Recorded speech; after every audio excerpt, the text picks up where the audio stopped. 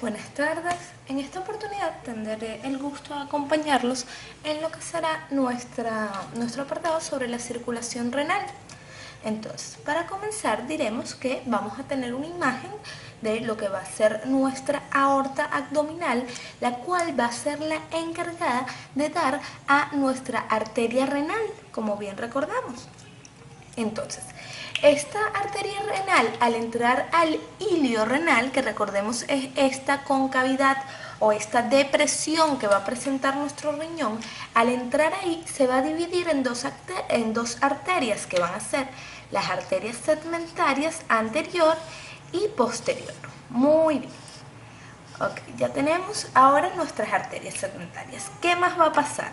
Bueno, van a haber ciertas divisiones a nivel de nuestro riñón que van a permitir una circulación renal específica. ¿Cómo van a ser? Acá es importante que prestemos atención a esto, porque voy a mencionar dos arterias que tienen nombres muy parecidos, que van a ser las arterias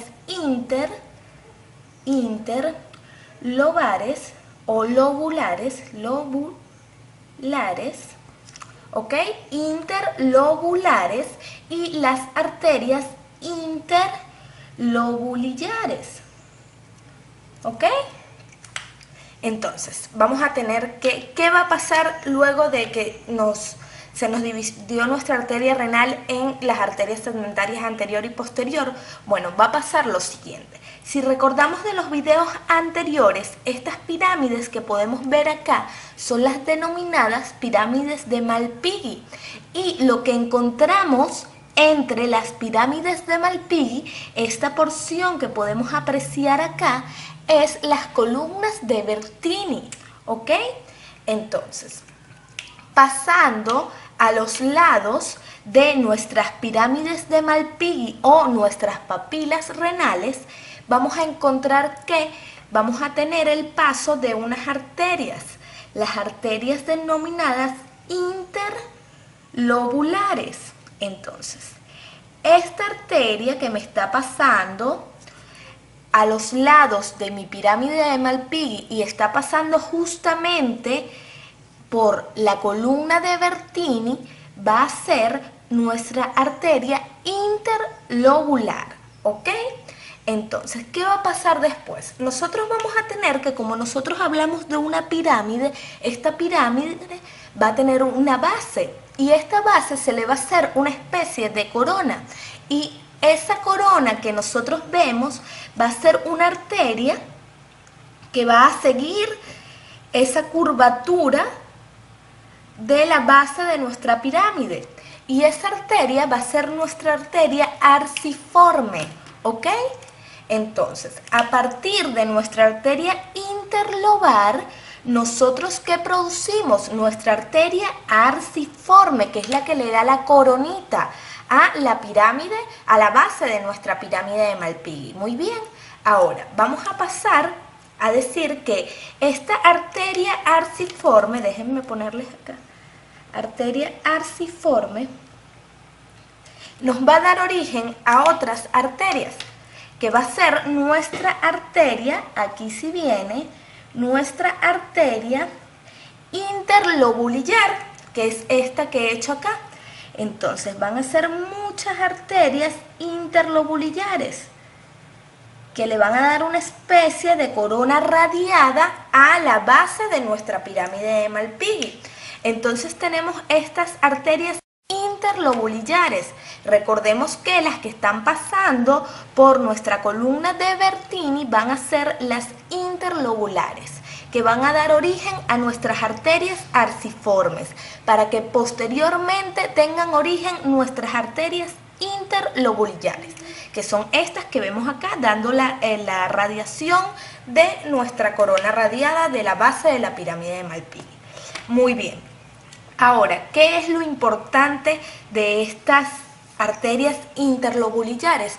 Pues estas arterias interlobulillares van a ser las encargadas de darnos nuestras arteriolas aferentes, ¿ok? Y si recordamos de los videos anteriores, estas arteriolas son fundamentales porque ellas son las que forman lo que va a ser nuestro glomérulo renal, que conjunto a la cápsula de Bowman van a agarrar y van a formar nuestro corpúsculo renal, haciendo parte de nuestra nefrona, que recordemos es la unidad morfofuncional de nuestro riñón. Entonces, vamos a tener dos cosas que hay que resaltar, y es que dependiendo del nivel al que surja nuestra arteria aferente, nosotros vamos a denominar ese glomérulo, ¿ok? Entonces, si yo tengo que mi arteriola aferente nació a este nivel cercano de la corteza, yo voy a denominar ese glomérulo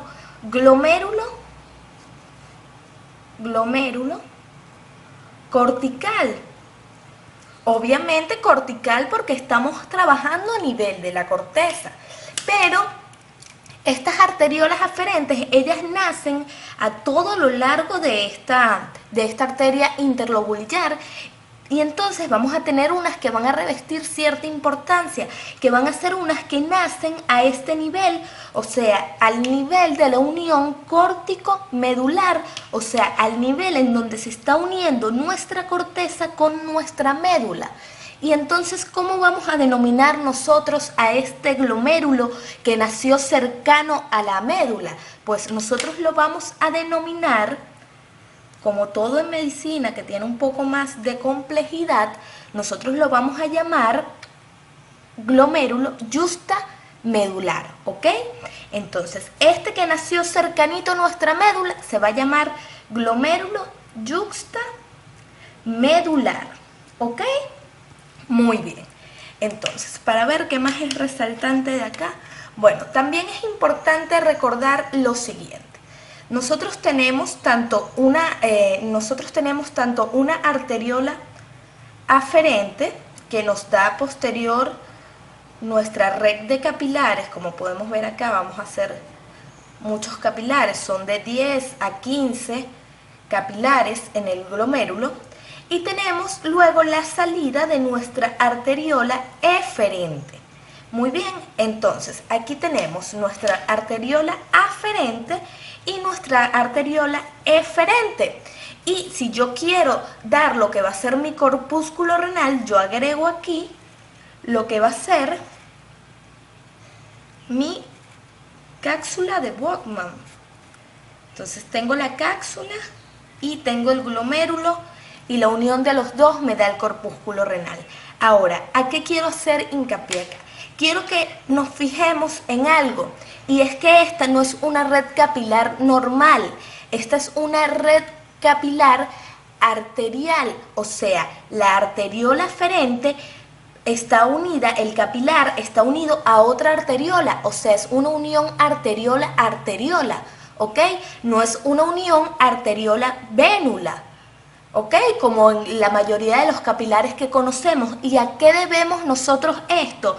¿Por qué la naturaleza decidió que fuera arteria y no arteria-vena? Porque recordemos que la presión en las arterias es mayor, ¿verdad?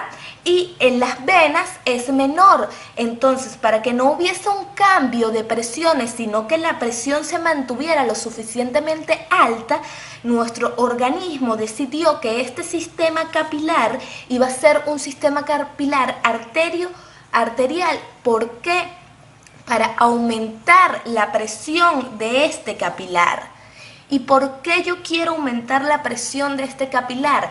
Para facilitar lo que va a ser el proceso de filtración con una mayor presión. Mientras mayor presión tengamos, mayor va a ser la cantidad de filtración, porque recordemos que el endotelio de estos capilares es un endotelio fenestrado, ¿ok? Entonces, ¿qué es lo que va a pasar? Esta red capilar va a ser una red que va a trabajar a altas presiones. Entonces nuestro glomérulo va a ser un va a trabajar con altas presiones, o sea, va a ser una red capilar de alta presión. ¿Para qué? Para favorecer lo que va a ser nuestro proceso de filtración. Entonces, sabemos que la red capilar del glomérulo del riñón es una red capilar arterio-arterial, porque es la unión de una arteriola aferente con otra arteriola eferente. Muy bien, ahora vamos a pasar a explicar algo acá sobre esta circulación, si me permiten, sobre esta circulación, porque es que va a haber una diferencia, de la circulación dependiendo del nivel al que tengamos nuestro glomérulo. Por lo menos en esta imagen, primero les explico el esquema. Este es el esquema de una pirámide de Malpighi, ¿ok? Aquí tenemos otra, en el medio de esta está pasando, bien recordamos, nuestra arteria interlobular, dándole origen a nuestra arteria arciforme, para posterior darle origen a nuestra arteria interlobular. Entonces, decíamos en el video anterior que dependiendo de dónde, en la imagen anterior, que dependiendo de dónde nosotros tuviéramos nuestro glomérulo, lo íbamos a denominar. Y entonces decíamos que a nivel de la corteza se iba a llamar un glomérulo cortical. Y como pueden ver en esta imagen de acá, el glomérulo está pegadito a lo que va a ser nuestra médula. Entonces es un glomérulo yuxtamedular. Pero ok, ¿cuál es la importancia de todo esto? Sí hay una importancia, y la importancia va a radicar en cómo se van a disponer los flujos y los capilares a estos niveles. Como pueden ver acá, este glomérulo cortical va a trabajar con altas presiones.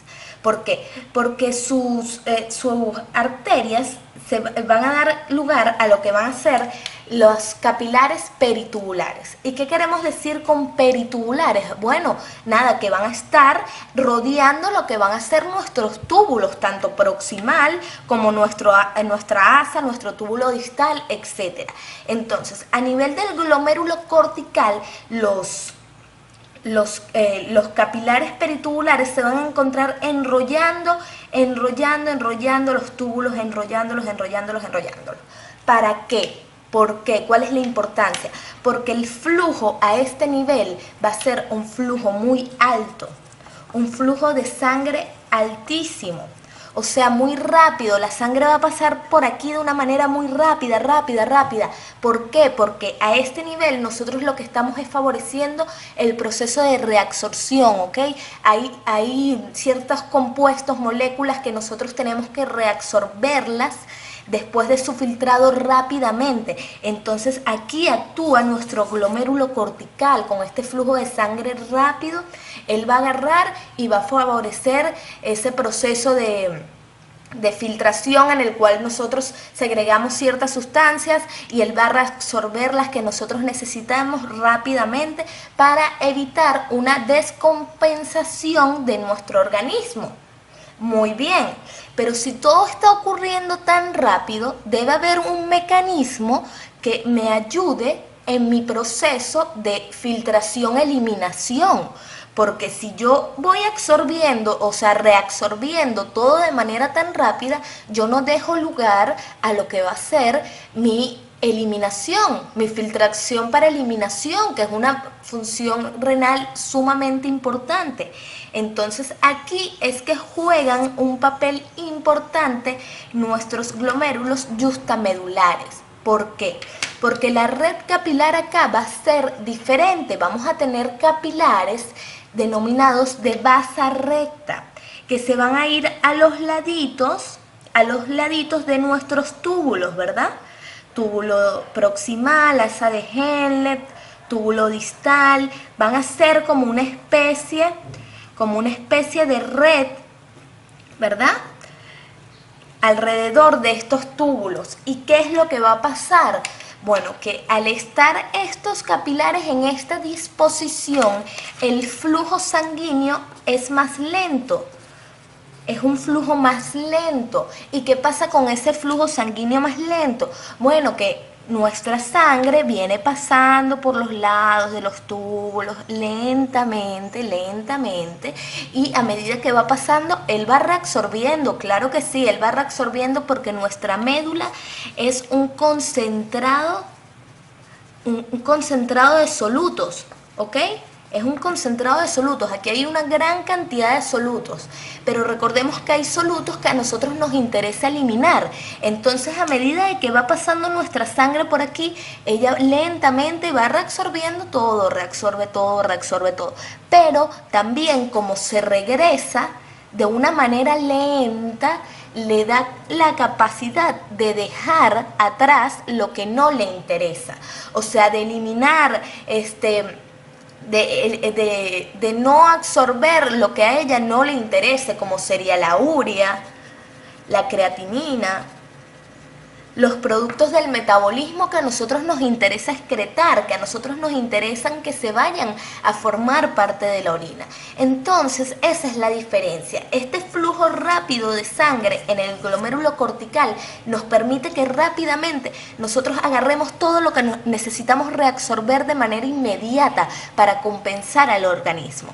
Pero este flujo yuxtamedular, este flujo lento, nos permite que nosotros podamos dejar atrás lo que no nos interesa para que eso pase a lo que va a ser nuestra excreción renal. Muy bien, entonces con esto terminamos nuestro apartado de lo que sería la circulación renal. Muchas gracias por su atención.